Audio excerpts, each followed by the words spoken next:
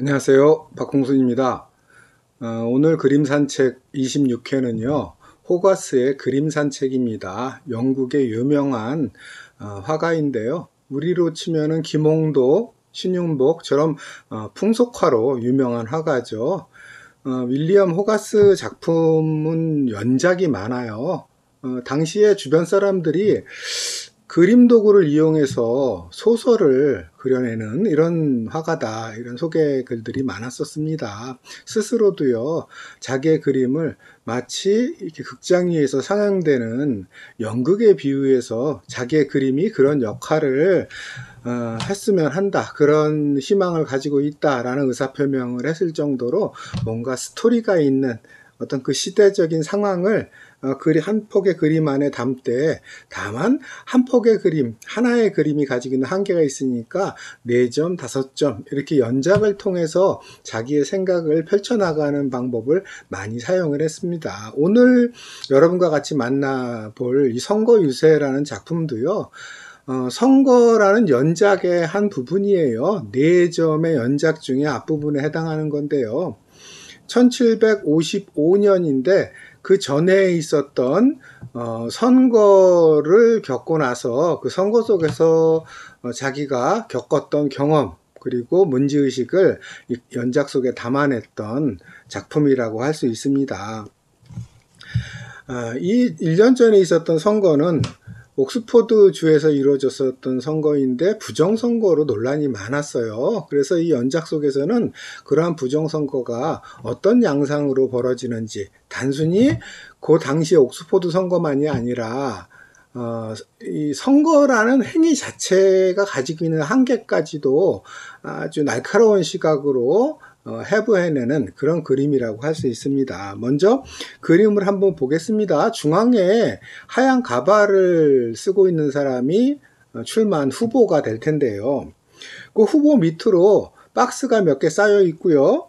그 다음에 이렇게 표를 들고 있습니다. 금품살포에 해당되는 거죠. 유권자들한테 금품을 주고 표를 매수하는, 표를 사는 이런 장면이 들어가 있고요. 바로 그 오른편으로 보면은 돈과 표를 교환하는 장면이 나와요. 마찬가지로 돈을 통해서 표를 사는 이런 부정선거 행위를 보여주고 있는데, 그 후보의 위쪽으로는 걸개 그림 같은 것들이 있잖아. 아예 노골적으로 돈을 뿌려대는 모습을 상징적으로 담아놓고 있습니다. 왼쪽 위로는 웬 젊은 남녀가 손을 뻗어가면서 이것을 가리키고 있는데, 이런 느낌으로 다가와요. 여기도 하나 주세요, 뭐 이런 거죠. 나는 왜 안 주냐, 나도 빨리 줘라.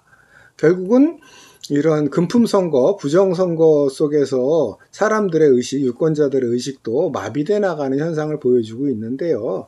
가만히 보면은요, 오른쪽 탁자 위에 뭔가 되게 불량해 보이는 사람 2명이서 술을 마시고 있는 장면이 보이죠.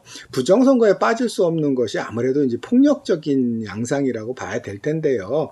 표단속 을 하는 중에 있지 않을까 싶습니다. 뭔가 돈을 받거나 금품을 받고 표를 찍기로 했는데 그 사람들이 표 이탈을 하지 않나를 감시하는 역할을 이런 폭력배들을 동원해서 하는 경우들이 발생하겠죠. 하늘은 청명하게 맑지만 이 골목 안에서 음습하게 이루어지는 부정선거 양상을 아주 리얼하게 보여주고 있는 것이 이 선거유세라는 그림의 특징이라고 할 수 있겠습니다. 근데 현대에 와서는 이것이 얼마나 달라졌을까? 물론 그 형태나 양상은 좀 달라졌겠지만 선거를 돈이 좌우한다는 것은 아직도 상식에 속하죠. 왜냐하면은 특정 정당의 후보로 나갔을 때 당선 가능성이 높아지는데, 후보로서 물론 자신의 어떤 명망이라든가 활동 경험을 가지고 후보가 되는 사람들도 있지만 그런 사람들은 소수에 불과하고요. 우리나라만 하더라도 대체적으로 국회의원 선거 같은 경우를 보면은요, 상당수는 지위나 부에 있어서 남보다 우월한 지위에 있는 사람들이 그것을 이용해서 후보가 되는 경우들이 많잖아요. 일반 시민이라든가 가난한 사람들이 주요 정당에서 후보가 되는 경우는 매우 드문 것이 사실이다. 그런 점에서 아예 주요 정당의 후보가 되는 과정에서부터 돈과 백이 상당해야지만 가능한 일이 되어 있고요. 또 하나는 선거운동 과정에서 상당한 돈이 들어가죠. 법정 선거 비용이라는 것이 있지만 우리나라 같은 경우 국회의원 선거에 보통 1억 원 내외 정도가 되는데요. 그것을 가지고 선거운동을 한다고 고지고대로 믿는 사람이 과연 얼마나 될까요? 그것의 10배 혹은 몇십 배를 쓰는 경우들을 우리는 그동안 숱하게 겪어왔고요. 지금도 정도의 차이만 있을 뿐 크게 다르지 않다고 봐야 되겠죠. 나아가서는요, 선거에서 중요한 건 여론이잖아요.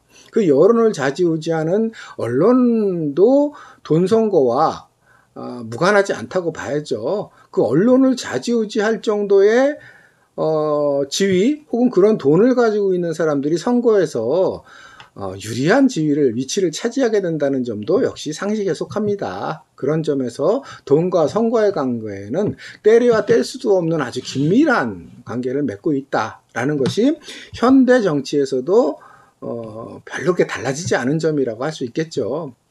다음 그림은요, 투표일 장면입니다. 투표장에서 벌어지는 상황을 그려놓고 있는데요.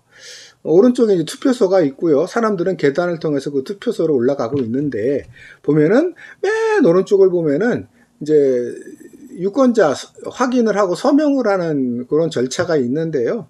뭐, 재밌게도 전쟁에서 팔다리를 잃었는지 양쪽 팔과 한쪽 다리가 없는 사람이 난감해하는, 뭔가 서명을 해야 되는데 서명을 할 수가 없으니까 난감해하는 장면이 있는데요.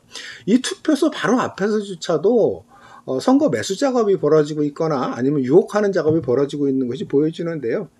그 왼편으로 보면은요, 계단 바로 앞이죠. 보면은, 뭐 귀족풍의 옷을 입은 사람들이 일반 서민을 속닥거리면서 뭔가 유도하는 것이 보이죠. 아마 복장을 볼 때는 일반 유권자들에 대해서 왕당파 지지를 요구하는 그런 장면이지 않을까. 투표장에 와서조차도 온갖 방법의 유혹과 강압 이런 것들이 벌어지고 있는 장면을 보였는데요. 그나마 이 그림을 통해서 우리가 알 수 있는 것은 계단을 오르는 사람들의 복장을 보면 다양한 신분과 계급이 뒤섞여 있죠.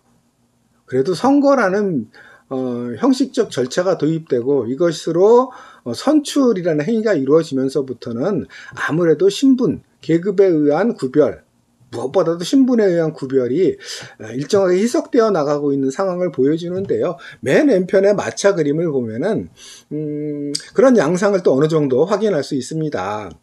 마차 안에는 웬 귀부인이 타고 있는데요. 당연히 마부들이면 일반 서민들이고 가난한 사람들이겠죠. 마부들이 투표용지에 정신이 팔려 있어서 마차가 어디로 가는지 모르고 있어요. 그러다가 이제 마차가 바퀴가 빠져가지고 이렇게 주저앉을 상황이 벌어졌는데요.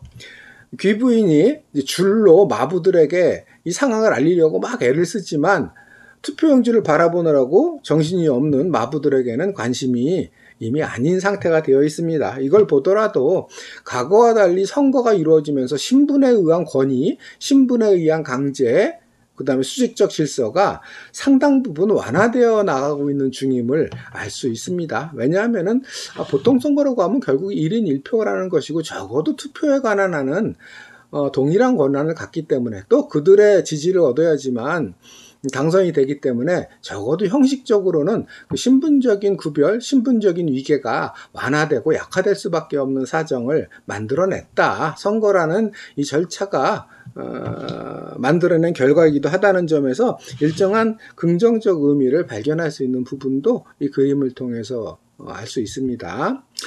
그런데요, 그 비슷한 시기에 선거를 다룬 그림 중에는 정반대의 이미지를 가지고 있는 그림도 있습니다. 미국 화가인 조지 빙엄의 그림을 한번 볼게요. 동일하게 선거 유세 장면과 그 다음에 투표일 장면, 이 그림 역시도 연작 중에 하나인데 그 두 가지를 한번 호가스의 그림과 비교해 가면서 살펴보도록 할게요. 먼저 빙엄이라는 미국 화가는 그 스스로가 화가이기도 하면서 정치가이기도 했어요. 그래서 미주리주의 시의원으로 출마해서 당선이 돼서 활동을 하기도 했었고요.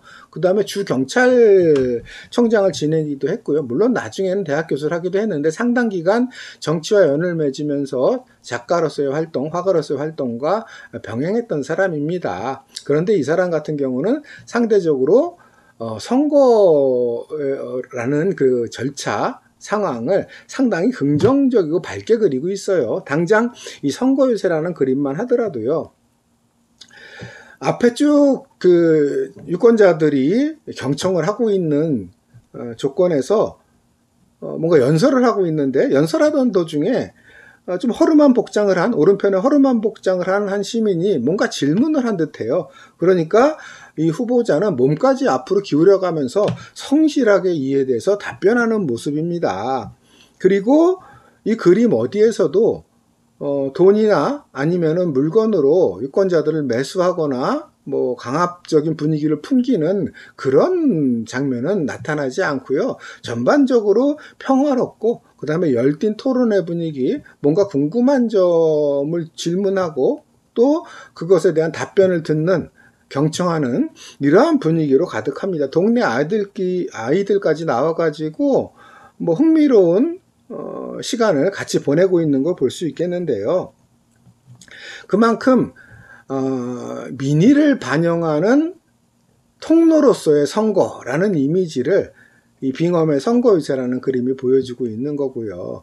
그리고 또 공정한 절차라는 느낌도 있는 거죠. 누구나 후보로 나와서 사람들과 접촉하면서 자기의 뜻을 펼치고 또 다수결에 의해서 공정한 과정으로 당선자가 되는 이 과정을 보여주는 건데 투표일 장면도 마찬가지예요. 혼란스러운 구석이란 어디에도 없고요. 다만 여기저기에서 선거 누구에게 투표를 해야 되는지 또 선거 결과가 어떨지에 대해서 자유롭게 토론을 펼치는 장면이 나와 있습니다. 오른쪽에 335 모여서 토론하는 것도 그렇고요. 근데 계단 밑에서나 저쪽 편에서도 이번에 누구를 선택해야 될지를 놓고 열띤 토론이 벌어지는 장면이에요. 이것은 대신 폭력적인 어떤 충돌과는 전혀 상관이 없는 자유로운 개인들의 자유로운 토론 장면이라는 점에서 좀 아까 우리가 얘기했던 공정한 절차로서의 선거, 민의를 반영하는 통로로서의 선거라는 이미지에 딱 들어맞는 그림을 보여주고 있다. 그리고 하늘에 맑은 구름만큼이나 맑은 미래, 맑은 내일을 비춰주는 듯한 그런 느낌을 우리한테 보여주고 있죠. 그런데 사실은요, 1852년이면은요, 미국에서 남북전쟁이 벌어지기 직전이에요. 한 10년 남짓 후에 한 5, 6년에 걸친 피비린내 나는 남북전쟁이 벌어지고요. 이미 그 전부터 미국 내에서는 이 노예제를 둘러싸고 또 이 북부의 공장지대와 중남부의 농업지대 사이의 갈등이 아주 극에 달하고 있었거든요. 특히 이 화가가 있었던 미주리주 같은 경우는 경계주예요. 북부와 남부의 경계 쪽에 있는 몇몇 주들의 하나인데 그만큼 갈등 양상도 심했고요. 여전히 이 당시만 하더라도 노예제가 유지되고 있고 그 속에서 나타나는 억압적인 상황, 비참한 상황들이 그대로 뭐 노정되어 있었던 때임에도 불구하고 마치 그러한 문제라고는 하나도 없는 것처럼 그런 갈등이나 충돌이라든가 폭력이라든가 또 선거에서 나타나는 온갖 추악함은 전혀 없는 것처럼 평화롭고 공정한 모습으로만 그렸다는 점에서 이 작가가 가지고 있는 보수적인 어떤 문제의식 뭐 이런 것들을 그림을 통해서 그대로 보여주는 게 아닐까 싶습니다.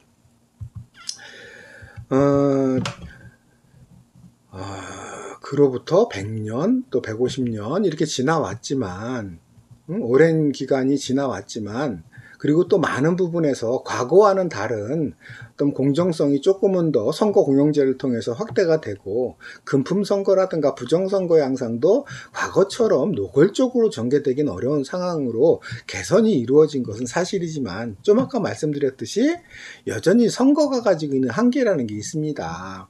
그렇기 때문에 에이프릴 카터라는 정치사회학자는 뭐 우리나라에도 꽤 오래전에 번역되어서 독서를 좋아하는 분들에게 또 정치에 관심을 가지고 있는 분들에게 읽혔던 직접 행동이라는 책에서 다음과 같이 얘기합니다. 직접 행동의 정당화 근거는 민주주의의 결손이다. 대의민주주의만으로는 완전한 민주주의를 할 수 없다. 첫째, 소수의 목소리가 다수에 의해 묵살될 수가 있다. 둘째, 대의제 자체가 지배 엘리트에 의한 포섭을 불러오고 대표로 뽑힌 사람과 대중의 격차가 커질 수 있다라고 말하고 있습니다. 여기서 에이프릴 카터가 말하는 직접 행동은요, 우리 사회에서도 많이 나타나는 거죠. 예를 들어서 한 4, 5년 전에 뜨거운 열기로 차가운 겨울에 아스팔트를 녹였던 촛불 시위, 촛불 행동, 이것도 직접 행동에 들어가는 거고요. 그 다음에 세계적으로도 많이 보면은 환경운동단체죠. 그린피스가 핵 폐기물을 싣고 가는 거대한 배 앞에 조그만 보트를 타고 목숨을 걸고 막 이 폐기물 선을 저지하려고 하는 뭐 이런 것들도 직접 행동이고요. 그 다음에 열대우림의 벌목을 반대하는 환경운동가들이 그 나무 위에 자기 몸을 묶어놓고 막 며칠 동안 시위 농성을 하는 거라든가, 그 다음에 프랑스 농민들이 유전자 조작 식품 그 작물들을 뽑는 행동을 한다든가, 그 다음에 뭐 캐나다라든가 유럽에서 노숙인들이 빈집 점거 운동이라는 걸 많이 하거든요. 그러니까 소수의 부자들이 도시에 수많은 집들을 소유하고 이에 비해서 또 빈곤한 사람들이 자기 몸 누일 공간 한 뼘도 없이 추위에 떨어야 되는 상황 속에서 오랫동안 방치되어 있는 빈 집에 들어가서 혹은 빈 건물에 들어가서 거주하는 뭐 이런 운동이 있어요. 그런 것도 이제 직접 행동에 들어가고요. 다양한 방식의 직접 행동이 벌어지고 있는데, 그런 직접 행동들의 정당화 근거가 뭐냐, 어떻게 그것이 정당하다고 말할 수 있느냐, 그것은 대의민주주의 자체가 가지고 있는 한계 때문이다 라고 얘기하고 있는 거죠. 그러면 대의민주주의의 결손이라는 게 뭐냐, 역사적으로 보더라도요, 사실은 이 대의제라는 건 다수결이잖아요. 그러면 소수자의 목소리가 묵살되거나 아니면 강화되기 십상이에요. 그래서 다양한 소수 집단이 있죠. 뭐 소수 민족도 있고요. 원주민, 노약자, 장애인, 이주노동자, 난민, 혹은 여기에 약자까지 포함한다면은 뭐 여성이라든가 빈곤계층, 뭐 이들의 목소리가 다수에 의해서 다수결, 거기서 말하는 다수는 표로 나타난 다수를 말하는 걸 텐데요. 표로 나타난 다수의 힘에 의해서 묵살되거나 억압되는 경우들이 많이 있었죠. 그것이 하나의 문제인데, 문제는 그 표로 나타난 다수라는 게 진정한 다수의 이해관계를 직접적으로 반영하느냐, 그렇지 않은 경우가 많이 발생합니다. 그것이 바로 이 카터가 얘기한 대의제 자체가 지배 엘리트에 의한 포섭을 불러온다. 그 결과 대표로 뽑힌 사람과 대중의 격차가 커질 수 있다라는 것이 이에 대한 설명이라고 할 수 있겠습니다. 왜냐하면은 선거라는 건요, 이해관계대로 투표가 이루어지지 않잖아요. 다른 수많은 요소들, 선거 조작, 여론 조작, 또 그 사회에 뿌리내린 여러 편견들에 의해서 이루어지는 경우가 많잖아요. 우리나라만 하더라도 뭐 앞뒤 재지 않고 그냥 그 지역 출신을 뽑는 경우들, 혹은 그 지역과 친근성을 가지고 있는 정당, 우리가 흔히 지역감정이라고 말하는 판단 근거에 의해서 아무리 부패한 후보이고 자격 미달의 후보라 하더라도 찍어주는 경우들 많잖아요. 그리고 또 선거라는 거는 아까도 말씀드렸지만 후보가 되는 과정에서부터 선거운동 과정에 이르기까지, 또 일상적으로 언론을 이용하는 데 있어서 돈의 역할이 크기 때문에 부자에게 유리한 게임이라는 점도 우리가 부인할 수 없는 사실이잖아요. 그런 점에서 가난한 다수의 이해를 대변하기보다는 부자의 이해를 대변하는 경우도 많이 나타나고요. 그런 점에서 표로는 다수지만 그 이해관계라는 면에서 볼 때는 소수 사회적 강자의 이해가 그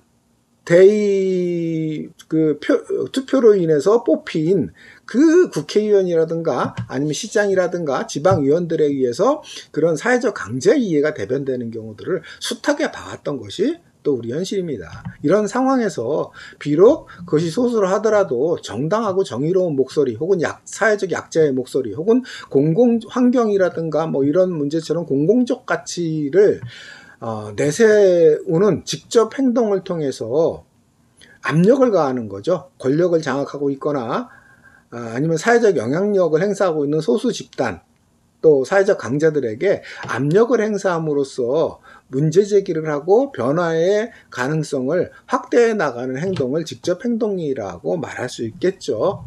그런데 에이프릴 카터가 말하는 것은 대의제를 직접 행동으로 대체하자 이런 얘기는 아니죠. 그렇기 때문에 민주주의의 결손이고 대의민주주의의 한계를 얘기한 건데요. 대의민주주의가 현대사회에서 다양한 분쟁을 해결하고 그 다음에 민의를 반영하는 통로로서의 역할을 인정을 하되 그것을 전적인 인정이기보다는 한계를 전제로 한 인정으로 봐야 된다는 것이고요. 그래서 그것을 보완하는 장치로서의 직접 행동이 동시에 같이 갈 필요가 있다고 말하는 거죠. 그럴 때 아까도 봤던 소수자나 약자의 목소리가 대의제에 의해서 묻히거나 묵살되는 것이 아니라 지속적으로 문제 제기가 되고 해결의 가능성을 열 수 있는 가능성이 넓어진다. 그런 점에서 직접 행동의 목적, 효과 뭐 이런 것들에 대해서 얘기하고 있는 거다. 그만큼 선거가 가지고 있는 한계라는 것 역시도 우리는 분명히 인지할 필요가 있다. 다시 두 그림으로 오면은요. 자, 왼쪽에서 부정선거가 한참 벌어지고 있는 금권선거가 벌어지고 있는 이 현장으로서의 선거와 또 공정한 절차, 민의의 반영의 절차로서의 선거라는 상반된 두 이미지가 이렇게 교차하는 두 그림을 보면서 어느 것이 선거의 진짜 모습일까를 우리는 고민하지 않을 수 없습니다. 물론 대부분의 사회현상이 그렇듯이 동전의 양면처럼 이 두 가지 모두를 담고 있는 것이 선거이겠죠. 그런데 이 두 가지 모습을 다 담고 있다라는 그런 통찰만 하더라도 사실은 진전된 문제의식이다. 적어도 선거가 만병통치는 아니라는 것. 직접 자신의 목소리를 제시하고 또 문제를 해결하기 위한 직접적인 노력이 있어야 된다는 것. 이것이 없을 때 과거에 장자크 루소가 얘기했던 문제가 생길 수 있죠. 장자크 루소 같은 경우는 근대적인 선거가 이루어지는 모습을 보면서 영국 국민들은 투표가 이루어지는 단 하루, 몇 년에 단 하루만 자유롭다. 나머지 몇 년 동안은 노예 상태로 지낸다. 이런 얘기를 하잖아요. 그러니까 대리인을 뽑는 투표인만 뭔가 권한을 가진 주권자로서의 모습을 보여주고 나머지는 오히려 소수 사회적 강자에 의해 가지고 이 선거라는 절차가 정당화시켜진 그 권력에 의해서 어떤 자신의 권리를 행사하지 못하는 상황이 벌어진다라는 지적이겠죠.